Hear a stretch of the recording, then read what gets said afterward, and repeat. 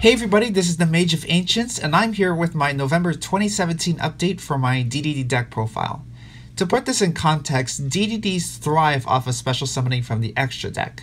However, since the introduction of links and the new playing field and the new link format, DDDs haven't been able to perform as well as they did before links were introduced. This deck is still playable. DDD players just have to figure out a way to work around the rule that if you don't have a link monster on your field, then you can only special summon one extra deck monster at a time. Until the TCG gets Flame High King Genghis, I have been mulling over this deck for a while, and this is the best build that I can come up with for this deck. Feel free to use the ideas that I incorporated into this deck update into your deck. And as always, if you have any suggestions on what I should do to improve this deck, then be sure to let me know down in the comments below, as well as on Twitter or Instagram at Mage of Ancients.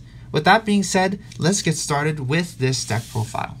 So first off, I run triple copies of Oblivion King Abyss Ragnarok. This is one of the archetype's main combo pieces. Being able to special summon a DDD monster back from your graveyard when Ragnarok is summoned is one of the reasons why it's an essential combo piece.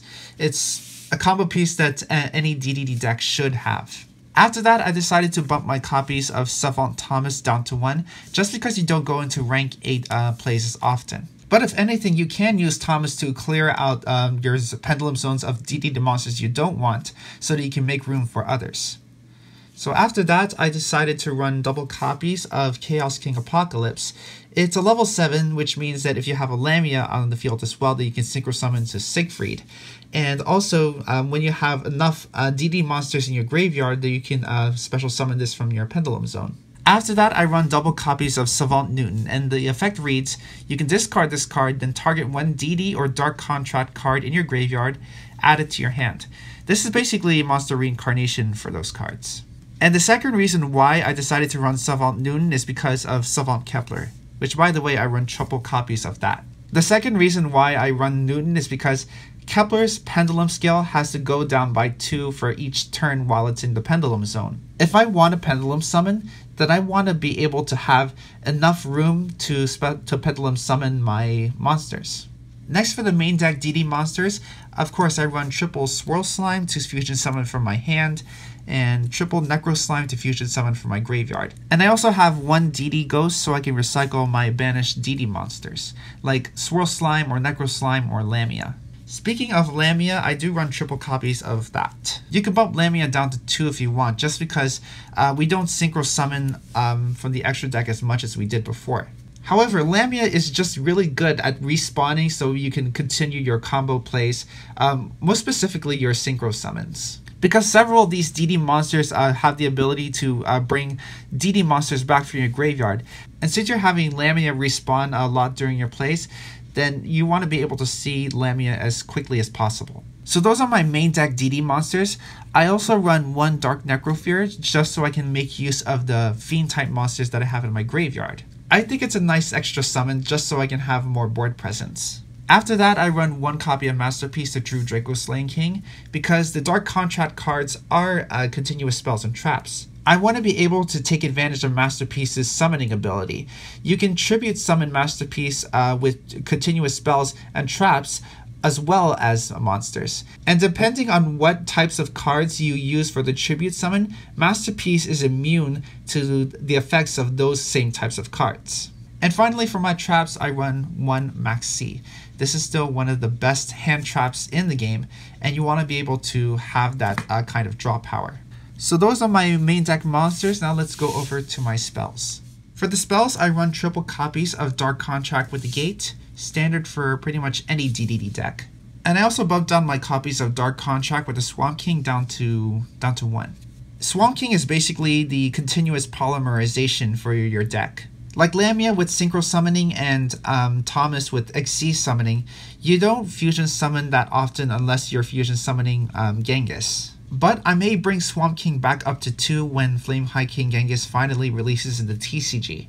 And I also have one copy of Dark Contract with the entities just so I can take advantage of the effects while I am doing my DDD combos. Just in case you guys don't know, Dark Contract with the entities grants you effects depending on what type of DDD monster is special summoned from your extra deck. So DDD Fusion monster gets you life points. A DDD Synchro monster grants immunity to card effects from your opponent. An Xyz DDD monster lets you banish, and a Pendulum DDD monster lets you draw a card and then discard one, kind of like Graceful Charity. Speaking of which, for draw power, I do have triple copies of Allure of Darkness, so that way you can keep the cards that you want and then ditch the cards that you don't. To round up my spells, I also have one Magical Contract Door, so I can have easy access to, let's say, Ragnarok or Apocalypse. And I also run this single copy of 1-for-1, so I can get out a monster like Lamia or Kepler right away. Then for the traps, I run triple copies of Dark Contract with the Witch. This Dark Contract pretty much has a tribute to the Doomed effect, so you can ditch a DD or Dark Contract card from your hand, and then target a card in the field and destroy it. But this is mainly here just so I can take my opponents by surprise, so I can activate it after it's set down, and then I can give my Fiend monsters a big boost. And after that, I run one copy of Dark Contract with the Eternal Darkness, and then after that, I run double copies of Solemn Strike. I forgot to mention, Dark Contract with the Eternal Darkness just pretty much prevents your opponent from interacting with any monsters on the field. And of course, Solemn Strike is a good trap card overall from being able to negate monster effects and to negate special summons. So those are my spells and my traps. Now let's go over to my extra deck. For the extra deck, I run one copy of Wave Oblivion King Caesar Ragnarok. So what you can do with this card is that you can attack an opponent's monster with this card, and then use its effect to equip that monster to Ragnarok, so that you can do a replay and then attack and push for game. Maybe even an OTK. Next, I run one copy of Dragonbane King Beowulf for piercing damage. And I also have double copies of Flame King Genghis. This is one of your other main combo pieces. Like Oblivion King Abyss Ragnarok, just being able to special summon DDD monsters back from your graveyard is essential for this deck to really function. Unfortunately, you can only use Genghis' effect once per turn, but we still have Ragnarok to special summon DDD monsters back from your graveyard. And of course, we still have Flame High King Genghis to look forward to. After that, I run double copies of Oracle King Doc.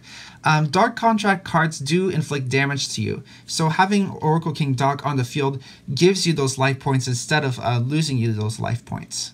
After that, I run one copy of Gust High King Alexander and one regular Gust King Alexander. Gust King Alexander lets you special summon a level 4 or DD monster from your graveyard when a separate DD monster is normal or special summoned while Alexander is on the field. Gust High King Alexander is an advanced version of the original.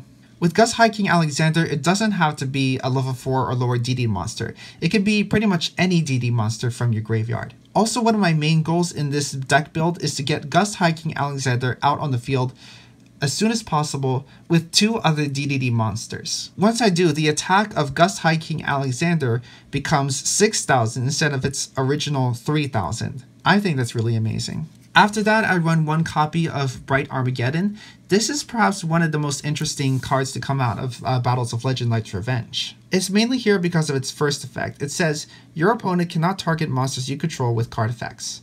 So that is something that you'll definitely want to have. After that, I run one copy of Cursed King Siegfried. This is interesting because of the archetypes that will be released in Spirit Warriors later this month. The new Magical Musketeer and Weather Painter archetypes do have continuous spells and traps. So you want to be able to negate those effects so you can counter the combos of Magical Musketeers and Weather Painters. Still, Siegfried's effect is good to use for any spell or trap that is activated on the field. After that, I run one copy of Dark Armageddon.